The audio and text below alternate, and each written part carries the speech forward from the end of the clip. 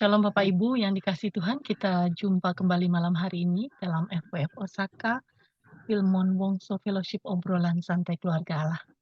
Malam hari ini hamba Tuhan yang akan menyampaikan firman Tuhan yaitu Bapak Pendeta Daniel Leonufna. Beliau akan membawakan topik eksegesis Markus 16. Untuk itu pada hambanya kami berikan waktu. Silakan Pak Pendeta. Mari kita satu dalam doa.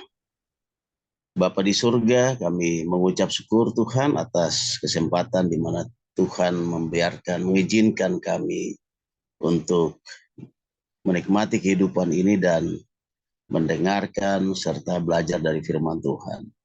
Segala puji syukur bagi Tuhan dalam nama Yesus, perkuatkan hati kami dan pikiran kami, lengkapi kami dengan kuasa Roh Kudus-Mu Tuhan, agar kami sanggup memaknai, mengerti apa perkataanmu, bukan saja bagi anak-anak-Mu yang mendengarkan, tapi justru juga bagi hamba sendiri.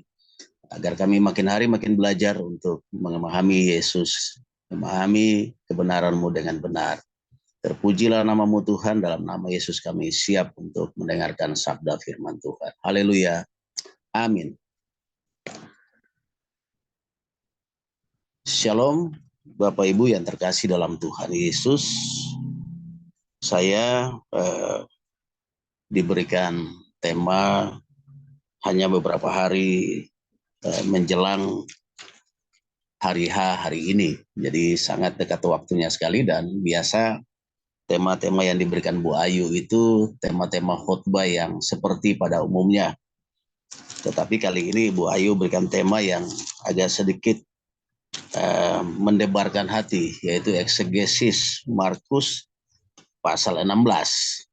Dan beliau juga rutin memberikan kiriman-kiriman video dari hamba-hamba Tuhan yang telah menyampaikan kebenaran firman Tuhan, dan saya juga ikuti di YouTube.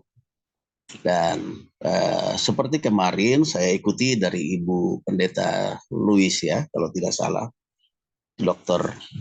Louis, seorang ibu, seorang hamba Tuhan yang menyampaikan kebenaran firman Tuhan dan telah memberikan banyak sekali pemahaman tentang Markus, ya, dari latar belakang penulisan, kemudian siapa Markus itu, dan lain-lain sebagainya. Sangat banyak sekali, sehingga saya tidak akan banyak memberikan gambaran tentang Markus. Saya hanya sedikit menyampaikan, dan kali ini diberikan poin di dalam Markus 16, ya. Di Markus 16 ini ada dua perikop, ya, kebangkitan Yesus, dan kemudian Yesus menampakkan diri kepada murid-muridnya dan kemudian terangkat ke surga.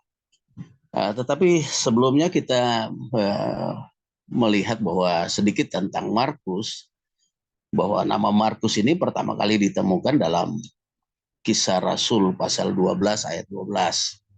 Itu pertama kali Markus disebutkan dalam Kisah Rasul pasal 12 ayat 12, dan kemudian disebutkan juga dalam Kisah 12 ayat 25 bahwa Markus ini adalah seorang yang disertakan oleh Saulus dan Barnabas untuk membantu dalam pelayanan. Ya, kalau kita lihat bahwa Markus juga disebut juga Yohanes. Nah, kemudian Markus ini bersaudara dengan Barnabas, masih ada hubungan darah dengan Barnabas. Lalu dalam perjalanan pelayanan Paulus dengan Barnabas bersama-sama dengan Markus, ada sedikit hal yang terjadi di antara mereka, yaitu Markus sempat meninggalkan pelayanan dan kembali ke Yerusalem, sehingga hal itu menyebabkan ada perselisihan yang tajam antara Paulus atau Saulus dengan Barnabas. Nah, itu ada dalam kitab Rasul 13, ya, Kisah Para Rasul 13 ayat 13.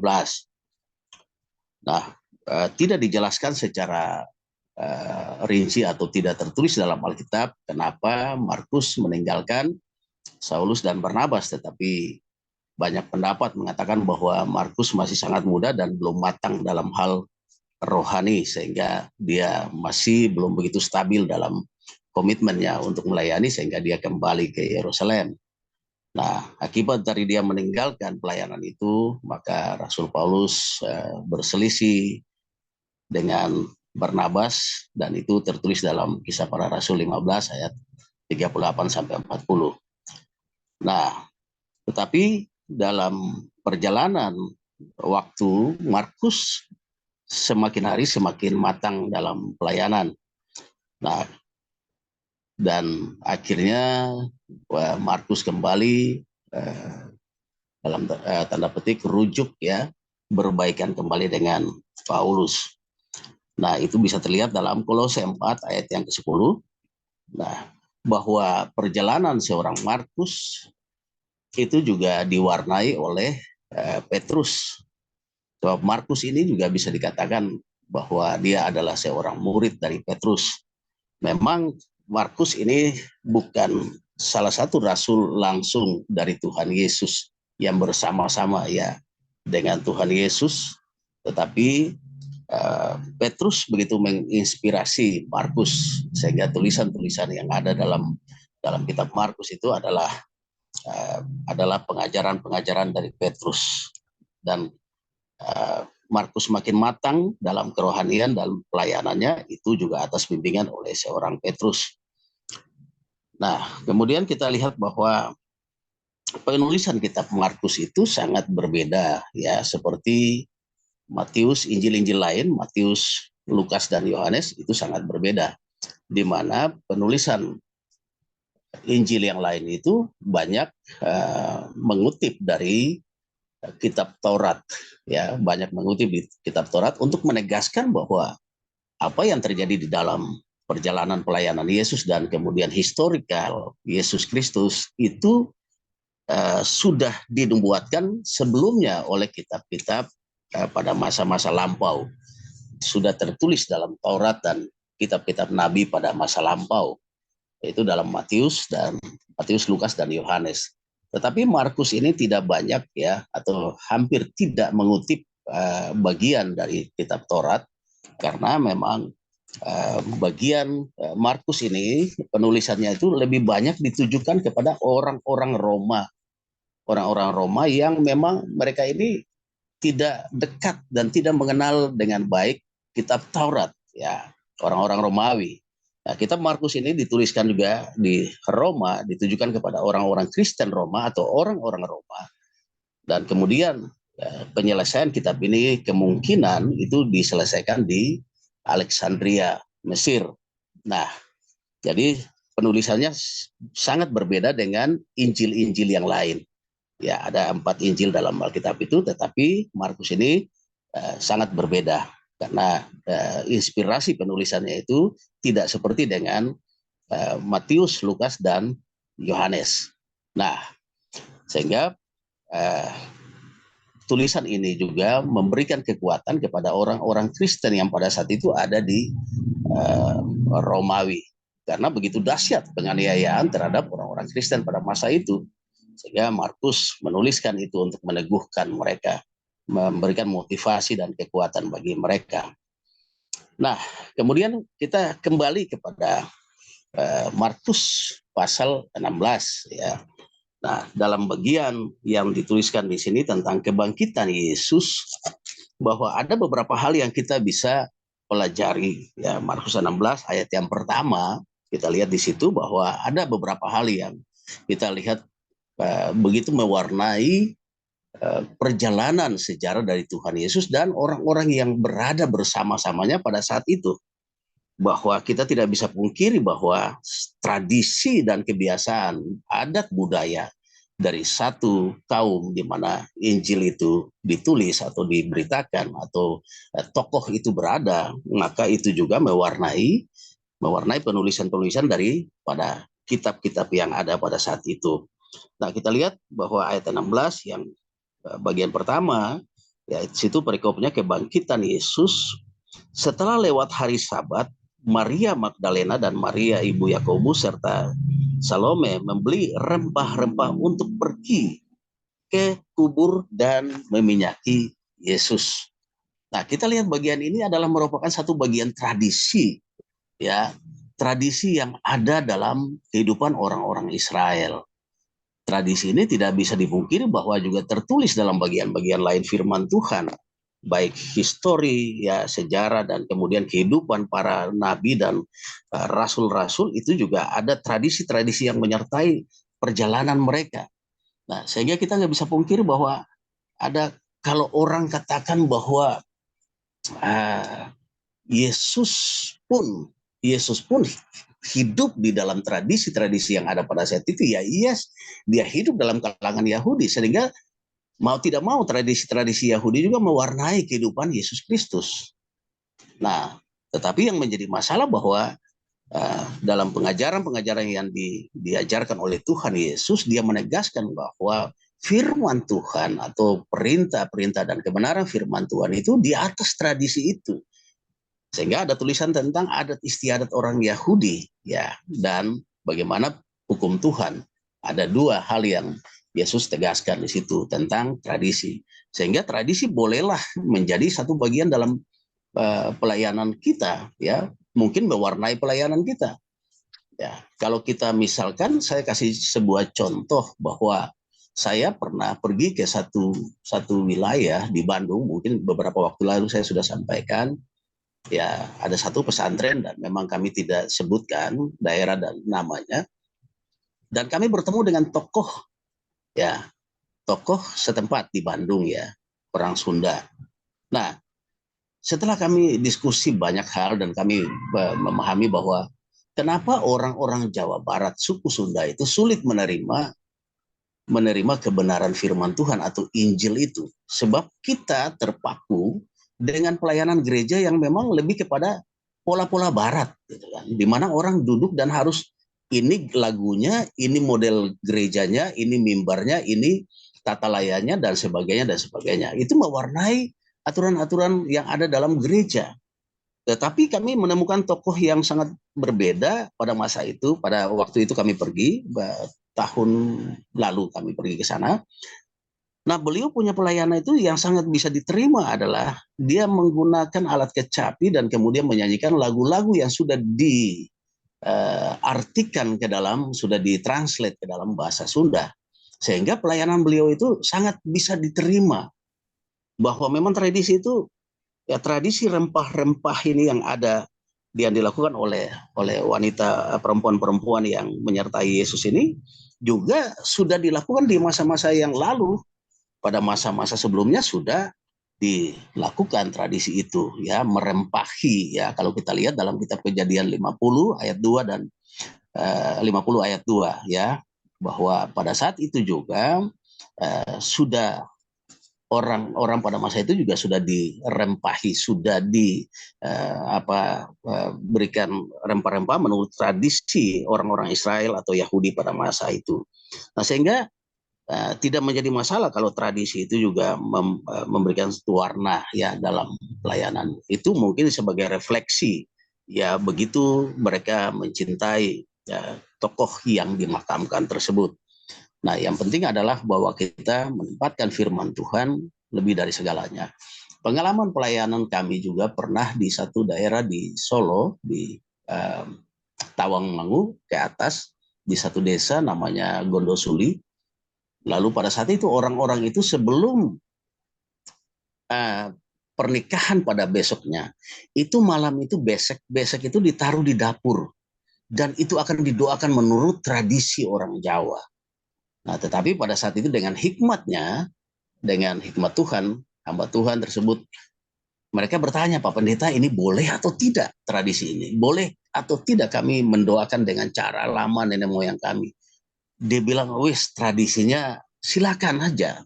Tetapi ditujukan, addressnya itu ditujukan kepada Yesus Kristus. Sehingga pada saat mereka membacakan doa, menurut cara-cara dan tradisi mereka, nah, alamat atau address yang dituju adalah Tuhan Yesus Kristus. Tentu dalam bahasa Jawa, saya tidak terlalu mengerti bahasa Jawa.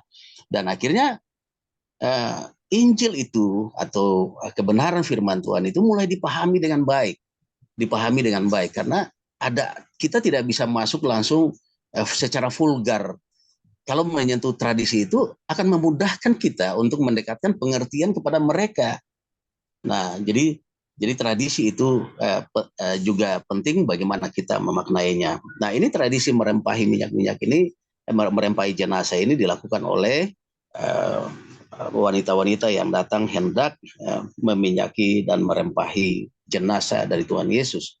Dan biasanya dalam merempahi jenazah itu nanti setelah dalam kurun waktu yang lama, kemudian sudah terjadi pembusukan dan tulang belulang itu dikumpulkan, kemudian ditaruh dalam satu peti khusus, kemudian dipindahkan ke satu gua yang lain, ya, satu gua yang lain. Nah, itu tradisi pada masa itu, tetapi itu tidak terjadi kepada Yesus Kristus, karena pada hari yang ketiga dikatakan dalam bagian firman dia bangkit, ya. Dalam cerita ini dikatakan bahwa Yesus bangkit dari antara orang mati, ya, dan kita bisa lihat pembuktian itu, ya, pada ayat kedua dan seterus. Dan pagi-pagi benar pada hari pertama minggu itu setelah matahari terbit, pergilah mereka ke kubur. Mereka berkata kepada yang lain, siapa yang menggulingkan batu itu bagi kita dari pintu kubur? Tetapi mereka melihat dari dekat, tampaklah batu yang memang sangat besar itu sudah terguling. Lalu mereka masuk ke dalam kubur dan mereka melihat seorang muda yang memakai jubah putih duduk di sebelah kanan. Mereka pun sangat terkejut. Tetapi orang muda itu berkata kepada mereka, jangan takut, karena kamu mencari Yesus orang Nazaret yang disalibkan itu. Ia telah bangkit. Ia tidak ada di sini. Lihatlah, ini tempat mereka membaringkan dia. Nah, satu hal yang luar biasa, ya, satu cerita yang sangat luar biasa. Yang pertama bahwa kita dalam cerita firman Tuhan ini klaim bahwa siapa yang pertama kali menyampaikan tentang kabar kebangkitan Tuhan Yesus Kristus adalah wanita-wanita, orang-orang perempuan yang sebetulnya mereka tidak tergolong dalam rasul-rasul. Dan luar biasa Tuhan pakai mereka untuk menyampaikan berita itu. Ini menunjukkan bahwa Tuhan begitu luar biasa, ya, memberikan satu amanat kepercayaan kepada para wanita untuk menyampaikan itu.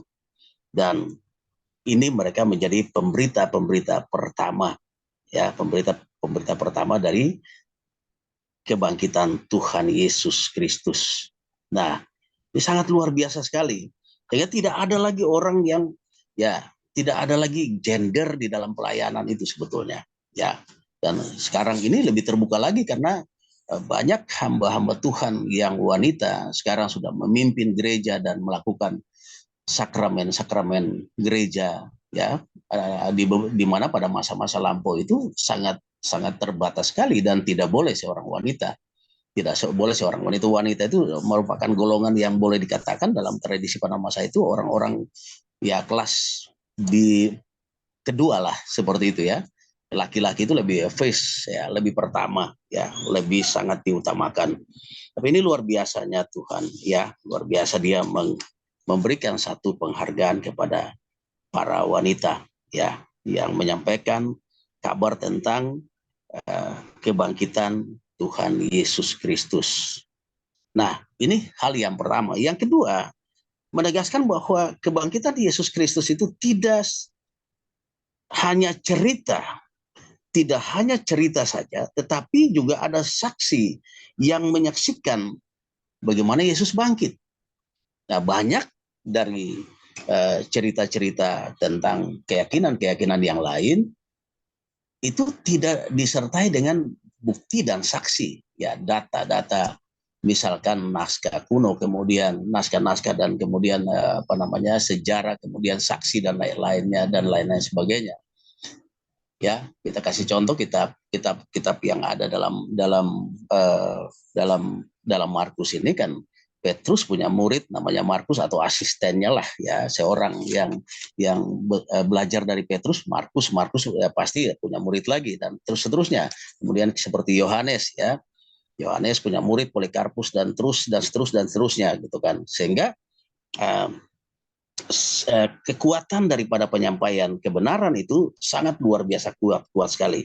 Ini ada beberapa orang yang menyaksikan, ya, ada Maria Magdalena, Maria ibu Yakobus, serta Salome, ya, minimal ada 3 orang. Kalau kita melihat dalam konteks kesaksian itu minimal 2, ya, minimal 2 orang, ya, 2 saksi, ya, kalau polisi ataupun penyidik itu minta keterangan itu untuk membuktikan validnya satu keterangan atau satu kesaksian itu minimal ada 2 saksi dan alat-alat bukti yang lain. Nah, ini sangat luar biasa dan ini membuktikan bahwa kebangkitan Yesus Kristus itu valid, ya, sangat-sangat terbukti dengan luar biasa. Nah, kemudian kita terus, kemudian perintah kepada mereka, tetapi sekarang pergilah, katakanlah kepada murid-muridnya dan kepada Petrus, ia mendahului kamu ke Galilea, di sana kamu akan melihat dia seperti yang sudah dikatakannya kepada kamu. Lalu mereka keluar, lari meninggalkan kubur itu sebab gentar dan dahsyat menimpa mereka. Mereka tidak mengatakan apa-apa kepada siapapun juga karena takut. Sebab pada masa itu Yesus sendiri menjadi satu kontroversi pada masa itu dan menjadi kegemparan di antara para penguasa dan bahkan pemerintahan kolonial pada saat itu. Sehingga bahkan jenazah Yesus pun saat itu juga jadi satu pertentangan, satu diskusi khusus untuk bagaimana dimakamkan dan lain-lain. Nah, ini luar biasa. Artinya menunjukkan bahwa ini seorang tokoh yang sangat besar. Seorang tokoh yang sangat besar. Mereka gentar dan takut menyampaikan, takut mengatakan apa-apa kepada siapapun. Ya, ayat ke-8 mereka sangat takut karena memang ya Yesus tokoh yang luar biasa. Nah, kemudian yang berikut dengan singkat mereka menyampaikan semua pesan itu kepada Petrus dan teman-temannya. Sesudah itu Yesus sendiri dengan perantaraan murid-muridnya memberitakan dari timur ke barat yang kudus dan tak terbinasakan tentang keselamatan yang kekal itu. Nah, mereka harus menyampaikan kepada orang yang tepat, yang memahami tentang Yesus sendiri, sehingga kalau mereka salah-salah menyampaikan juga itu akan berakibat yang sangat fatal buat mereka, ya, berakibat yang sangat tidak baik buat mereka. Nah, ini menunjukkan bahwa satu ketaatan mereka tentang perintah dari malaikat itu untuk pergi dan menyampaikan kepada orang yang tepat. Dan ini satu rangkaian ini menyebabkan kabar tentang kebangkitan Tuhan Yesus Kristus itu bisa tersampaikan dengan baik dan bisa menjadi satu kekuatan bagi kita sampai pada saat ini dan kita yakini sebagai sebuah kebenaran. Nah, kemudian pada bagian yang kedua, yaitu Yesus beberapa kali menampakkan diri dan mengutus murid-muridnya, kemudian Yesus terangkat ke sorga. Nah, saudara yang terkasih dalam Tuhan Yesus Kristus, ya, Yesus tidak saja berhenti pada saat dia bangkit, tetapi juga dia harus, satu fase yang harus dilakukan adalah memberitakan, ya, memberitakan tentang kebangkitan itu, memberitakan tentang kekekalan itu, memberitakan bahwa dia bangkit, dia tidak mati, bahwa dia Allah yang kekal. Dan memang sejatinya itu menegaskan kepada kita bahwa kita manusia adalah makhluk yang kekal, ya, makhluk yang kekal. Ada kekekalan di dalam bagian diri kita, bahwa kalau kita mati, ya, kita mati, tubuh kita boleh menyatu dengan tanah, material di mana tubuh kita diambil, tetapi roh dan jiwa kita kekal di dalam kerajaan surga sebagai orang yang percaya kepada Tuhan Yesus. Nah, dan kemudian ada bagian dalam perikop yang kedua ini juga tentang pemberitaan Injil, ya, pemberitaan Injil. Nah, saudara yang terkasih, kalau kita lihat di bagian Markus 16 ayat yang ke-15, coba kita lihat sama-sama di situ. Markus 16 ayat 15. Lalu ia berkata kepada mereka, pergilah ke seluruh dunia, beritakanlah Injil kepada segala makhluk. Nah, saudara, ini menjadi satu kontroversi juga, bahwa kalau kita hanya melihat kepada redaksi kalimat secara harafiah, maka orang akan mengatakan mungkin ya kepada segala makhluk itu, kepada kucing, kepada binatang, kepada makhluk-makhluk yang lain. Tetapi tidak seperti itu pengertiannya. Menurut saya tidak seperti itu pengertiannya, bahwa Injil itu hanya diberitakan kepada makhluk yang memiliki kekekalan di dalam dirinya. Artinya ada bagian kekal di dalam diri kita. Nah, sehingga segala makhluk itu tidak merujuk kepada binatang ataupun strata yang dibawa manusia. Sebab dari penciptaannya itu sudah sangat berbeda. Kalau kita lihat dalam Kejadian 1 ayat 26, penciptaan manusia itu, Allah berkata bahwa baiklah kita menjadikan manusia itu menurut gambar dan rupa kita. Artinya ada bagian kekal di dalam diri kita yang dijadikan oleh Allah. Ada bagian kekekalan dalam diri kita, dan tidak mungkin itu berada pada binatang, tidak mungkin itu berada kepada kucing, tidak mungkin itu berada kepada ya kambing dan lain-lain yang binatang. Tidak mungkin kekekalan itu berada, sebab Allah tidak menjadikan binatang itu seperti itu. Tidak mungkin Allah, tidak ada tulisan Allah mengatakan bahwa baiklah kita menjadikan kucing menurut gambar dan rupa kita. Tidak seperti itu. Hanya kepada manusia lah Allah mengatakan itu. Baiklah kita menjadikan manusia itu menurut gambar dan rupa kita. Sehingga pada ayat yang ke-15 ini, itu menunjukkan bahwa itu hanya diberitakan kepada manusia, segala makhluk. Ya kadang-kadang dalam bahasa-bahasa tertentu kita seperti menemukan kata-kata yang memang sedikit punya makna yang tidak seperti tulisannya. Kita kasih contoh ya, katakanlah saya telah berdosa kepada langit, misalkan seperti itu. Nah, langit itu sebetulnya itu bahasa kiasan yang menunjukkan kepada kekuasaan Allah, menunjukkan kepada Allah. Misal contohnya seperti itu. Atau orang mengatakan itu makhluk yang satu itu kemana gitu kan. Kadang-kadang kita bercanda juga seperti itu. Makhluk yang satu itu juga menunjukkan, mungkin kita bertanya kepada teman kita, makhluk yang satu itu kemana. Jadi ada bahasa-bahasa yang tidak bisa kita artikan secara harafiah bahwa itu kepada segala makhluk itu harus kepada ya cicak, kambing, babi mungkin dan lain-lain. Tidak seperti itu. Nah, karena memang Injil itu hanya memang ditujukan kepada makhluk yang ada kekekalan di dalam dirinya, ada bagian kekal di dalam dirinya. Tidak mungkin itu kepada binatang-binatang ataupun yang memang mati habis selesai. Ya mungkin dalam keyakinan lain, ya binatang itu ada yang masuk surga juga. Ya, tetapi dalam iman percaya kita tidaklah seperti itu. Nah, sehingga jangan sampai kita salah memahami hal ini.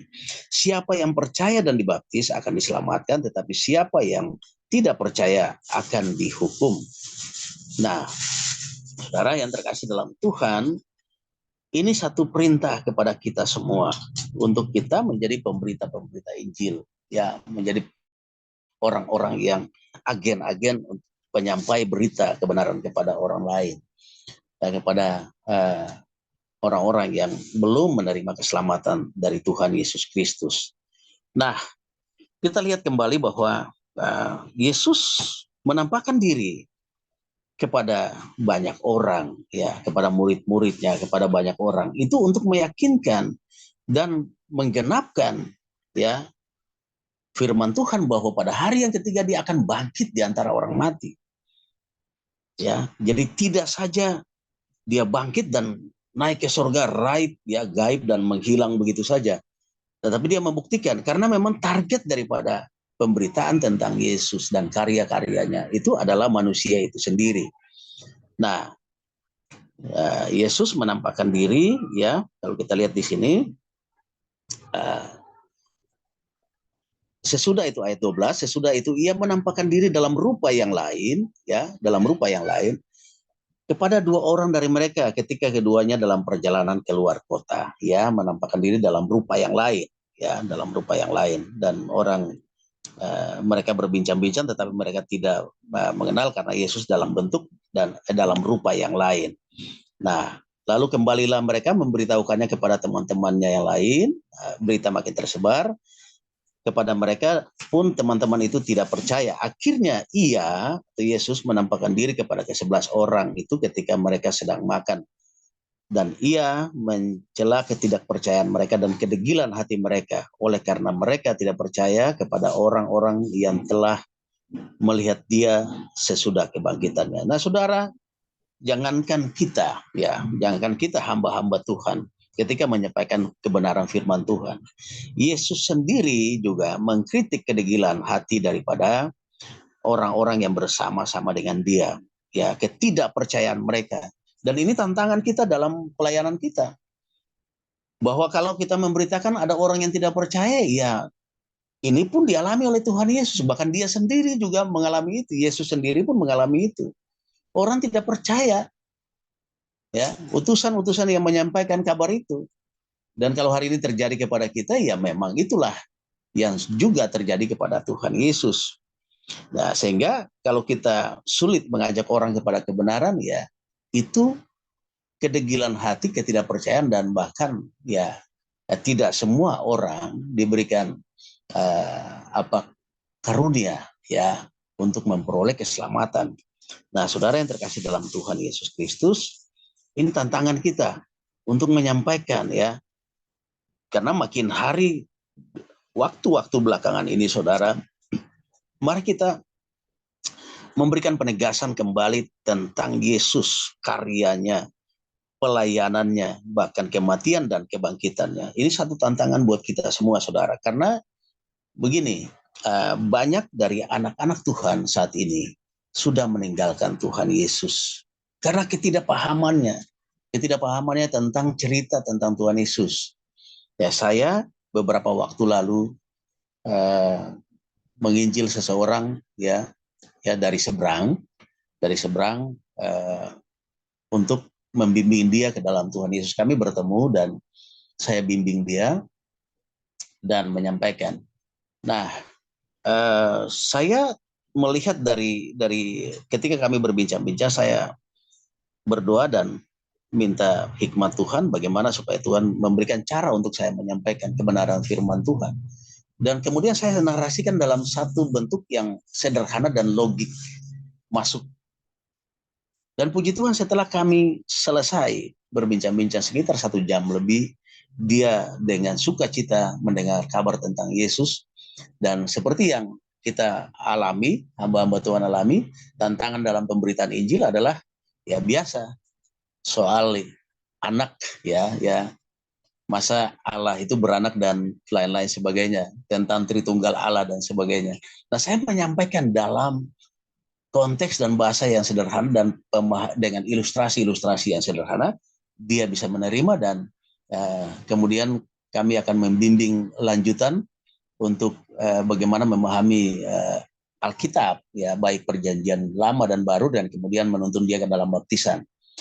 Ini tantangan buat kita semua, ya, karena memang orang ya tentang kebenaran itu, kalau kita mengajak orang kepada kebenaran itu ya sulit sekali untuk orang mudah percaya. Tapi kalau kita ajak cerita orang ya, ajak orang cerita hal-hal yang memang bombastis tapi itu tidak benar, ya sesuatu yang viral tapi tidak benar misalkan, atau sesuatu yang mengenakan telinga, mereka lebih yakin dibanding sebuah kebenaran. Kadang-kadang kebenaran itu tidak bisa dipahami secepat itu, harus butuh waktu yang sangat cukup untuk memahami kebenaran. Dan ini tugas kita sebagai hamba-hamba Tuhan untuk menyampaikan kabar tentang Yesus, dan bukan cuma kepada saudara-saudara kita yang belum mengenal Tuhan Yesus, tentang kebangkitannya, tentang kuasanya, ya, tentang bagaimana saksi-saksi yang menyaksikan kebangkitan Tuhan Yesus, ya, bukan saja itu, ya, tetapi kita menyampaikan kepada mereka supaya mereka bukan cuma orang-orang Kristen saja, bukan cuma mereka yang belum percaya saja, tetapi juga kepada orang Kristen. Karena banyak sekarang orang Kristen yang justru meninggalkan Tuhan Yesus karena ketidakpahamannya tentang ini. Ketidakpahamannya tentang Yesus Kristus itu sendiri. Saya flashback kemarin beberapa waktu lalu, saya diberikan kabar oleh seorang rekan bahwa ada seorang ibu meninggalkan Tuhan Yesus, dan ibu ini saya pernah melayani bersama-sama dengan beliau. Beliau juga dilibatkan walaupun bukan seorang pendeta atau evangelis, tapi pernah dilibatkan di beberapa pelayanan baik oleh kami maupun teman-teman. Nah, setelah saya melihat bahwa bukan cuma faktor ekonomi semata-mata beliau itu berpindah, tetapi karena ketidakpahaman tentang Alkitab ini, tentang cerita-cerita ini. Nah, mereka ini kalau kita bicara tentang teologi yang agak tinggi-tinggi, mereka sulit pahami. Kita harus menjelaskannya dengan sabar, dengan penyampaian pendekatan-pendekatan yang sangat sederhana yang bisa diterima seperti awal tadi saya katakan. Dan akhirnya saya dapat kabar malam ini, besok itu beliau sudah mengucapkan kalimat itu untuk keyakinan lain itu, ya, mengucapkan kalimat syahadat.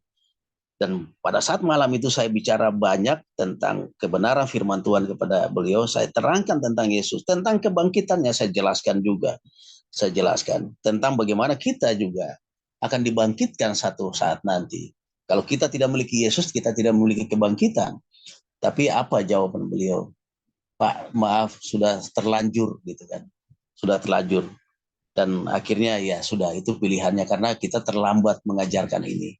Banyak dari gereja atau hamba-hamba Tuhan hanya menyampaikan khotbah-khotbah yang sifatnya tidak memberikan pemahaman yang kuat tentang kebenaran firman Tuhan.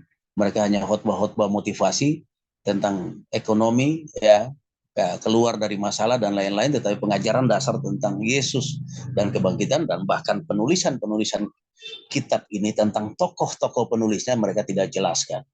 Nah, ini sangat menjadi satu cambukan buat kita semua, sehingga puji Tuhan, ya, FWF Osaka sangat luar biasa memberikan satu tema dan memberikan satu tugas kepada hamba-hamba Tuhan untuk menyampaikan eksegese, penafsiran-penafsiran yang kuat yang didukung oleh logika-logika dan bukti-bukti Alkitab dan penunjang yang lain yang kuat, sehingga orang bisa memahami kebenaran firman Tuhan. Sehingga saya mengatakan bahwa kalau orang yang berpindah keyakinan dari Kristen kepada keyakinan yang lain, saya katakan bahwa mereka itu tidak cukup pengajaran.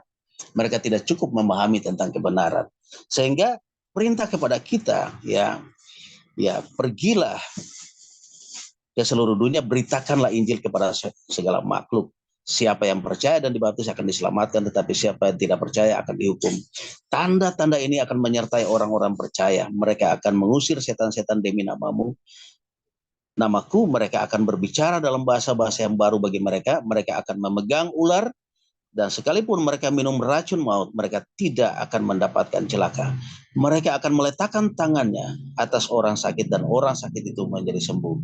Saudara, ini bukan soal kuasa semata-mata yang Yesus berikan kepada kita, tetapi ini menunjukkan betapa pentingnya berita ini bagi manusia. Sebab kalau manusia tidak menerima dan meyakini dan hidup dan memahami dengan benar berita ini, maka dia tidak memiliki kekekalan dalam hidupnya. Dia tidak akan mendapatkan bagian kekekalan bersama Yesus. Sehingga kuasa yang begitu besar Tuhan berikan kepada kita menunjukkan bahwa berita ini sangat penting. Berita tentang kebangkitan Yesus Kristus ini sangat penting sekali. Untuk menegaskan bahwa memang dia Tuhan, dia Allah, ya, yang menjelma menjadi manusia. Yang sekarang ini, ya, tentang Yesus saja ada hamba-hamba Tuhan yang sudah mulai miring-miring dan tidak yakin tentang ketuhanan Yesus Kristus.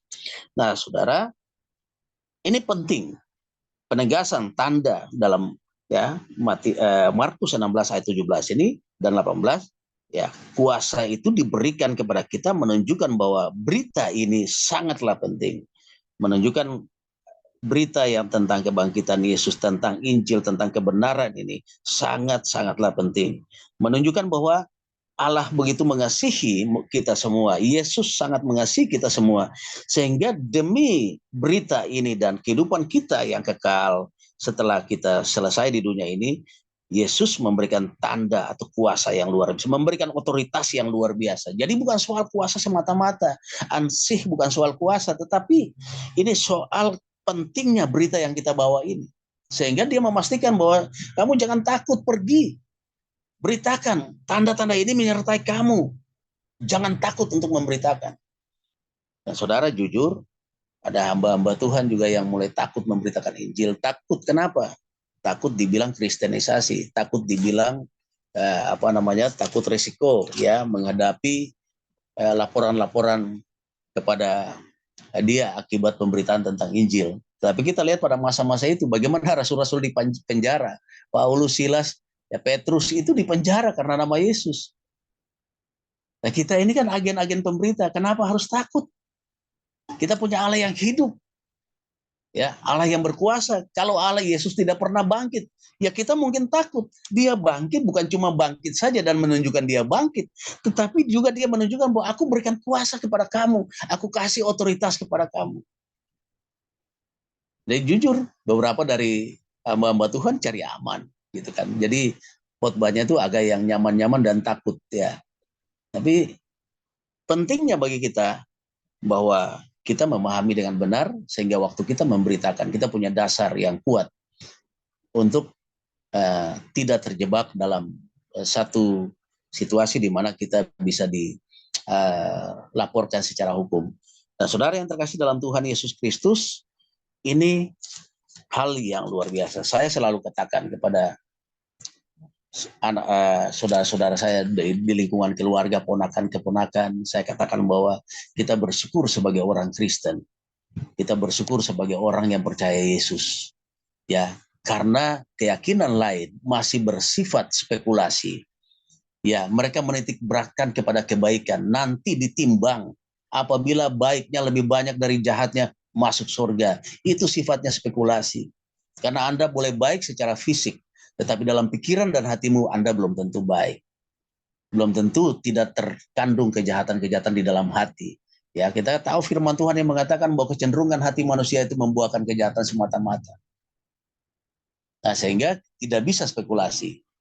Kebenaran yang sejati itu ada. Keselamatan yang sejati itu ada di dalam Yesus. Ya, ada di dalam Yesus. Sehingga dalam kitab Yohanes 14, ya kan, akulah jalan dan kebenaran dan hidup. Barang siapa datang kepada aku, barang siapa hendak kepada Bapa, dia harus melalui aku. Jalan yang sudah Tuhan Yesus siapkan itu. Kadang-kadang saya berpikir kepada saudara-saudara kita yang beralih iman dari seorang yang percaya kepada Yesus kepada iman yang lain. Sudah dikasih jalan yang bagus, dia pergi cari jalan yang gak karu-karuan. Dan itu menunjukkan bahwa kita ya secara jujur, ya sebagai hamba-hamba Tuhan harus lebih banyak belajar lagi untuk memberikan pemahaman yang lebih mendalam kepada orang-orang yang kita ajarkan. Itulah sebabnya Rasul Paulus katakan kepada Timotius, kamu harus mengawasi dirimu dan pengajaranmu, supaya kamu beserta orang-orang yang kamu ajarkan bisa diselamatkan. Dan ini puji Tuhan, ini bagian firman Tuhan yang sangat luar biasa. Saudara yang terkasih dalam Tuhan, ini sangat luar biasa dan menjadi satu kekuatan buat kita bahwa kita punya Allah yang hidup. Kiranya Tuhan memberkati kita semua. Terima kasih FWF Osaka, makin diberkati oleh Tuhan Yesus Kristus. Mari kita satu dalam doa, syukur kepada Tuhan atas firman Tuhan ini. Kita berdoa. Bapa di surga, kami mengucap syukur Tuhan atas kesempatan yang Tuhan telah berikan bagi kami, terutama hamba-Mu sendiri, sangat terbatas dalam hikmat dan kata-kata. Tetapi hamba percaya bahwa Roh Kudus tidak pernah terbatas dan memberikan pengertian lebih kepada kami. Hamba berdoa kepada FWF Osaka dan juga hamba-hamba Tuhan yang berada di dalamnya dan anak-anak Tuhan yang mengelolanya. Secara khusus hamba berdoa kepada Ibu Ayu, Tuhan memberkati yang telah tetap menjadi seorang yang bekerja lewat Osaka dan menjadi saluran berkat bagi banyak orang. Terpujilah nama-Mu Tuhan, segala puji syukur hanya kepada Bapa dalam nama Tuhan Yesus. Hamba berdoa dan mengucap syukur atas waktu yang diberikan. Haleluya. Amin.